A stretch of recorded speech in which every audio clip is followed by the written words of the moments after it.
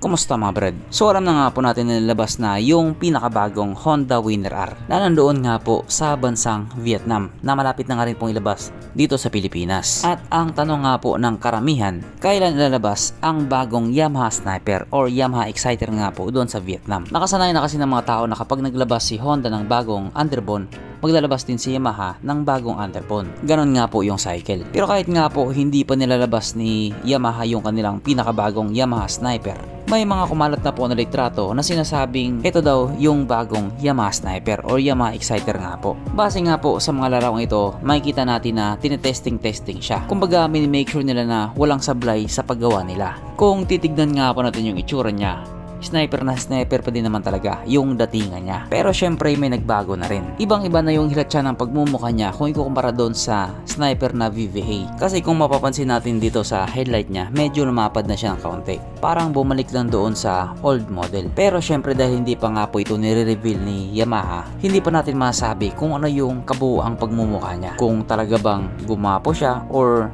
medyo tagilid. Kasi yung Honda Winner R talagang napaka-pogi. Kumbaga dito nga po sa motor na ito, wala ka na talagang hahanapin pa. O alam ko wala man ganong upgrade na nangyari sa makina niya, pero kontento naman yung mga tao. Yung mga tao dun sa Vietnam, syempre, kasi sila yung nauna. Hindi naman po kasi sa lahat ng pagkakataon, bilis lang yung hinahanap nila. Yung iba kasi, mas importante sa kanila yung komportable dalhin. At yun nga po yung binigay sa kanila ng Honda Winner R. Kaya ngayon nga pong 2026 nakaka-excite talaga yung paglabas ng bagong Yamaha Sniper or Yamaha Exciter. Exciter kasi syempre doon yan unang ilalabas sa Vietnam, which is Yamaha Exciter yung pangalan niya. At kapag nangyari nga po yun na ilabas na siya or ilalabas na siya, panigurado marami talaga ang sasaya. Sa ngayon kasi marami na rin talaga ang nag-aabang sa kanya. Titiisin nila maghintay ng ilang buwan, makakuha lang or makabili lang ng Yamaha Sniper. Ganon nga po sila kaloyal sa brand nila.